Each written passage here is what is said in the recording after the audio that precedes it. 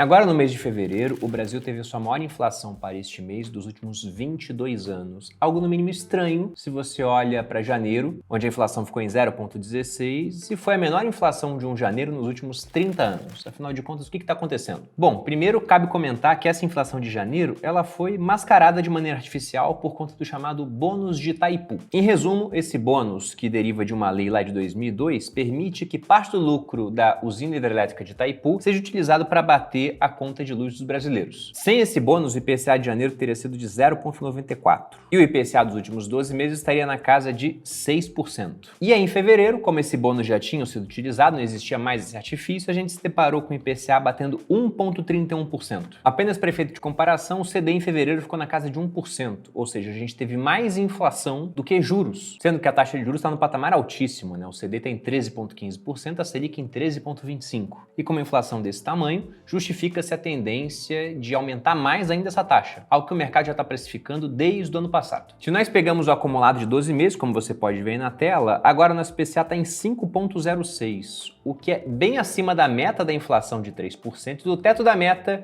de 4,5%. Como você pode ver na tela, a subida do IPCA ela não ficou toda distribuída, ela teve uma concentração muito grande, principalmente em dois grupos. A educação apresentou uma variação de 4,7%, que acabou impactando o índice em 0,28 pontos percentuais. Vamos lembrar que nesse começo de ano sempre tem reajuste das escolas, isso pesa no bolso do brasileiro. E o outro foi a habitação, teve uma variação de 4,44%. O impacto no IPCA foi de 0,65%. Isso influenciado principalmente por esse fim do bônus de Itaipu, que foi aplicado em janeiro. Em janeiro a base veio mais baixa. E agora em fevereiro você teve um reajuste de 16,8% na energia elétrica residencial. Outros grupos também subiram, alguns caíram, mas o principal foram esses dois. E aí se a gente pega a figura em 12 meses, apesar de habitação e energia terem sido os grandes vilões de fevereiro, quem está puxando o IPCA realmente para cima são os alimentos, o que é especialmente ruim para a classe mais pobre, né? Porque você pode cortar um monte de coisa dentro do seu orçamento. Agora a alimentação não dá para cortar, você tem alguma substituição, mas ela fica cada vez mais complicada quando tudo está aumentando de preço. Se a gente pega a alta dos alimentos, nos últimos 12 meses ela está na casa de 7%. E vamos lembrar que isso é uma média, né? Nós temos alimentos que subiram muito mais do que isso e outros que caíram puxando a média para baixo. E é nesse ponto que o pessoal tem que entender o que é o IPCA, o índice de preços ao consumidor amplo, que está medindo essa variação de preços de uma cesta de produtos e serviços para famílias que ganham entre 1 e 40 salários mínimos. O que de cara já chama atenção, porque a cesta de consumo dessas famílias tende a ser radicalmente diferente. E o outro ponto é que o IPCA é uma média, e uma média sempre será, matematicamente, menos volátil do que os integrantes da média. Se a gente pega, por exemplo, só a subida dos alimentos da cesta básica, segundo a ABRA, Associação Brasileira de Supermercados, a inflação para a cesta básica foi de 14,22%, quase 3 vezes a inflação oficial que nós temos agora no Brasil. E aí veja na figura que alguns itens até caíram de preço, né? O feijão foi destaque caindo 8,58%, margarina também caiu, farinha de trigo caiu um pouco, puxando esse índice para baixo, mas veja que só o café subiu quase 40%, óleo de soja quase 30%, carne 25%, leite 18%, arroz mais 8%. E aí, como eu disse, o brasileiro começa a fazer substituições. Vamos trocar a carne por algum tipo de proteína barata, como por exemplo o ovo. Talvez até por isso o ovo esteja batendo recorde de preços, afinal, mais demanda faz o preço subir para a mesma oferta. E nós tivemos, apenas no último mês, uma alta de 15% no preço do ovo. O presidente da República, num discurso, até falou que queria descobrir quem era, aqui usando palavras dele, né, entre aspas, o pilantra que provocou o aumento do preço do ovo. Quem vocês acham que foi? Deixe aqui nos comentários a opinião de quem foi esse pilantra. Poxa, Bruno, mas por que o preço dos alimentos está subindo tanto? Tem a ver, por exemplo, com questões climáticas? E sim, tem questão climática no meio, como por exemplo a seca no Vietnã, que afetou a produção de café e fez com que o preço da commodity subisse internacionalmente. Então o café não está caro apenas aqui no Brasil. Contudo, tem um outro fator também que ficou muito nítido no final do ano passado, que foi a grande desvalorização da nossa moeda em relação ao dólar. Vamos lembrar que no ano de 2024 fechado, o dólar subiu 27% contra o real. E aí, ainda que o Brasil faça a sua parte, porque se a gente pega o agro brasileiro, a gente vai bater recorde de safra agora, de 2024 para 2025, isso acaba pesando bastante no preço dos alimentos, porque o Brasil é um país que exporta muitos alimentos. E quando a nossa moeda desvaloriza em relação ao dólar, fica ainda mais atrativo exportar. Com isso, o produtor ele olha para o mercado interno e fala, cara, para vender no mercado interno, se eu posso ganhar bem mais dinheiro vendendo lá fora, eu tenho que aumentar o meu preço aqui também. Do contrário, ele manda a produção para fora. Lembrando ainda que esse agricultor também tem custos que são importados, é fertilizante que ele compra lá de fora, então o aumento do dólar também eleva o custo para que ele consiga manter sua lavoura e eleva o preço da venda, quando ele vai exportar ou vender aqui no mercado interno. Poxa, mas se a comida feita pelo brasileiro está muito cara, então vamos pegar comida de fora. E o governo até aprovou uma redução de tarifas de importação, o que eu particularmente acho acho uma medida correta. Teve muita gente falando que isso não mudaria muita coisa e, de fato, para produtos onde o Brasil é líder de produção, não tende a mudar muita coisa, porque nós já temos vantagens comparativas que tornam o preço da mercadoria nacional mais barata. Agora, tem coisa que o Brasil não é líder. Por exemplo, azeite de oliva. Não ter tarifa para poder comprar um azeite de oliva que vem lá de fora mais barato é algo interessante, que ameniza um pouco o impacto da inflação no bolso do brasileiro. Agora, ainda assim, a subida do dólar também impacta o preço desses produtos, porque com o dólar mais caro, eles tendem a custar mais. E eu espero que de toda essa maré negativa dos preços, que afeta infelizmente os mais pobres, pelo menos o brasileiro tire uma lição disso, porque era comum ouvir no Brasil até algum tempo, e ainda hoje, dependendo dos círculos que você frequenta, que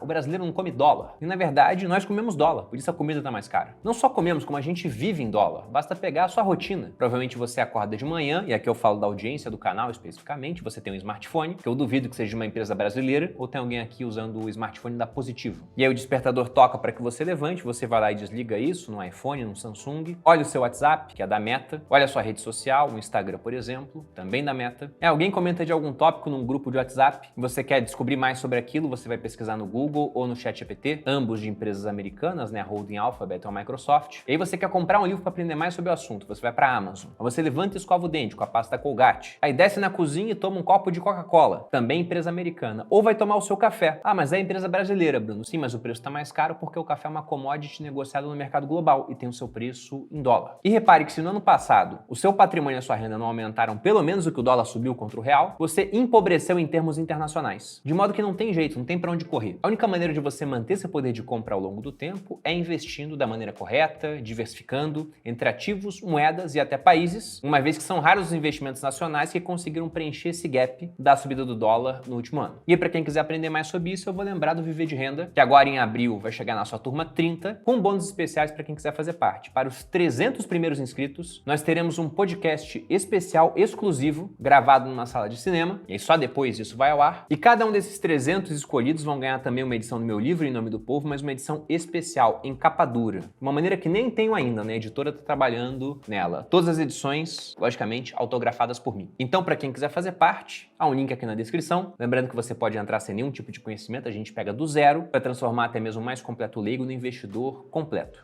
E como eu disse, esse bônus é só para os 300 primeiros. Lembrando que a gente abre inscrição para quem está na lista de e-mail e só depois de 1 hora que a gente coloca os links em rede social. Então quem não estiver na lista não consegue fazer parte dos primeiros. Voltando ao conteúdo do vídeo, agora vamos para as consequências desse processo inflacionário pelo qual o Brasil passa. Porque um Banco Central ortodoxo, para manter a inflação sob controle, tem que elevar a taxa de juros. E é isso que o Copom, o Comitê de Política Monetária, vem fazendo desde o ano passado, quando estava sob a presidência do Roberto Campos Neto, e continuou fazendo no começo desse ano, com a troca da presidência para o Gabriel Galípolo, já indicado pelo presidente Lula. Na reunião passada, nós tivemos um aumento de 1 ponto percentual, e se a gente pega as opções de Copom, vejam que há uma ampla expectativa no sentido de mais 1 ponto percentual de aumento na reunião que vai acontecer agora na quarta-feira, o que levaria a taxa para o patamar de 14,25. Algo já esperado pelo mercado, porque muita gente discute só qual é a taxa terminal desse ano. Você vai estar em 15, às vezes até um pouco mais do que isso. Praticamente já está dado que a gente vai chegar numa taxa próxima de 15 pelo mercado. A única questão é a velocidade com a qual isso vai acontecer. E aí, primeiro que nós temos um ponto interessante, porque ao longo de 2024, sempre que o Roberto Campos Neto subia a taxa de juros, né? Lembrando que ele não fazia isso sozinho, você tem no Copom 9 cabeças pensando na direção dos juros aqui no Brasil, e em várias reuniões, quase todas, essas cabeças decidem por unanimidade. Sempre que acontecia uma subida de juros, o presidente, o PT, principalmente a figura de Gleisi Hoffmann, questionavam muito a decisão do Campos Neto. Ainda que os diretores que foram indicados pelo PT tenham votado junto com o ex-presidente do Banco Central. Agora, a retórica já muda, porque fica difícil ficar questionando o presidente do Banco Central, que foi colocado lá pelo próprio presidente Lula. Então não vai dar para falar que essa subida de juros que nós teremos nos próximos dias estão sendo feitas para sabotar o governo. Na primeira reunião do Copom, o Lula já corrigiu o discurso dele, falando que não dá para dar um cavalo de pau na economia, né? Tava subindo os juros e de repente começar a baixar. De modo que eles vão ter que arranjar outras justificativas do porquê isso está sendo feito. Agora, o porquê você aqui já sabe, é para conter a alta da inflação, que como já foi dito anteriormente, está muito distante do centro da meta de 3% no ano. Inclusive, acho que para o ano de 2025, provavelmente a gente vai ficar no centro da meta, vai muito mais perseguir alguma coisa próxima do teto da meta. Se é que iremos chegar nisso, né? Há muita coisa pela frente ainda. Lembrando que o efeito dos juros também ele é mais retardado, ele não dá efeito na hora, ele demora demora um tempo para se alastrar pela economia. E aí chegamos na parte das consequências. Porque se a gente pega o PIB do Brasil do ano passado, ele fechou em 3,4%, o que novamente surpreendeu os economistas. Isso vem acontecendo praticamente desde o ano pós-pandemia. E aí muita gente discute os porquês, mas deve ter a ver com a parte das reformas que foram feitas lá do governo Temer, como por exemplo a reforma trabalhista e a reforma da Previdência no governo Bolsonaro. E esse foi um crescimento bem expressivo, sobretudo quando você pega a Selic média do ano passado, que já estava na casa dos 2 dígitos. Agora, com a Selic aumentando ainda mais, você começa a ter uma bola de ferro na economia, um freio. Então o que se espera para 2025 já é um crescimento menor do PIB. E caso os juros fiquem altos por mais tempo, isso também vai impactar 2026, um ano eleitoral. Então o que está acontecendo é que apesar do Banco Central estar pisando no freio, o que já acontecia lá no ano passado, o Poder Executivo está pisando no acelerador, até para tentar recuperar a popularidade do Lula, que como nós vimos em pesquisas, não para de cair. Então é natural esperar algum tipo de pacote de bondades, liberação de crédito e estímulos ao consumo que possam recuperar a popularidade do presidente. Mas o que do ponto de vista econômico é uma coisa meio esquizofrênica, porque você estimula o consumo que eleva a inflação ao mesmo tempo que você está aumentando os juros para tentar conter a inflação. Sendo que aquilo que poderia conter de verdade a inflação não está sendo feito, que é o governo cortar gastos e passar a gastar menos do que ele arrecada. Se a gente pega, por exemplo, as estatais, estão com déficit de 1 bilhão apenas no mês de janeiro desse ano. A Previdência, apesar da reforma feita em 2019, também tem déficits crescentes e constantes. Como você pode ver nessa manchete, nos últimos 9 anos o déficit cresceu 60%, chegando a 417 bi de reais. E vai crescer mais desse ano para o próximo. Então, em breve, isso não vai ser feito agora nos 2 anos finais de governo Lula, nós teremos que ter uma outra reforma da Previdência. E enquanto isso não acontece, os gastos seguem avançando, até porque o normal do nosso arcabouço fiscal ele permite que nós tenhamos um crescimento real de gastos com o passar do tempo. Com o juro lá no alto, a economia sofre, porque há menos demanda, o crédito fica mais caro, as empresas do varejo, por exemplo, como você pode ver aqui, vendem menos. A Luísa Trajano vai lá e implora pro Galípolo para ele não subir taxa de juros. E com empresas vendendo menos, você tem muito empresário quebrando, o que explica, por exemplo, 2024 com um recorde do número de empresas em recuperação judicial. Ou seja, com essa taxa de juros nessa altura, não dá para esperar que a gente tenha um ano fácil aqui no Brasil para a economia. Poxa, Bruno, mas apesar disso, desses juros tão altos que teoricamente levariam ativos de risco para baixo, a gente pega a bolsa brasileira no ano, ela está positiva. E sim, está positiva, o que pode ser algum tipo de retorno às médias, afinal a gente teve ano passado muito ruim. Já outros acham que isso tem a ver com a baixa popularidade do governo Lula e com uma menor chance de reeleição lá em 2026. Já tem muita gente comprando agora, esperando colher os frutos numa troca de governo no ano que vem. O que é meio paradoxal, né? Porque enquanto a bolsa sobe, isso pesa menos na popularidade do presidente, talvez ajude o Lula numa reeleição. Então, se subir demais, vão falar, olha, não tem problema. Mas é o que pode acontecer, com muita gente se adiantando para comprar agora, confiando que isso vai acontecer, essa troca de governo lá em 2026. Eu, particularmente, como no seu futuro, eu me mantenho sempre diversificado, pessoal. Aproveite essa renda fixa que está pagando mais de 1% ao mês aqui no Brasil. A arrefecida do dólar, que saiu da casa dos 6 e pouco para 5,70, já fica num patamar mais interessante caso eu queira internacionalizar parte do meu capital. Também teve queda no Bitcoin. E as ações, apesar de estarem subindo, ainda estão baratas, né? Em várias métricas. A bolsa brasileira está descontada e tem muita empresa boa, lucrativa, com lucro inclusive constante e crescente, negociando abaixo do valor patrimonial. E eu lembro novamente, para quem quiser aproveitar essas oportunidades, turma 30 do Viver de Renda, abrindo em abril com bônus exclusivos. Eu fico por aqui, um grande abraço e até a próxima.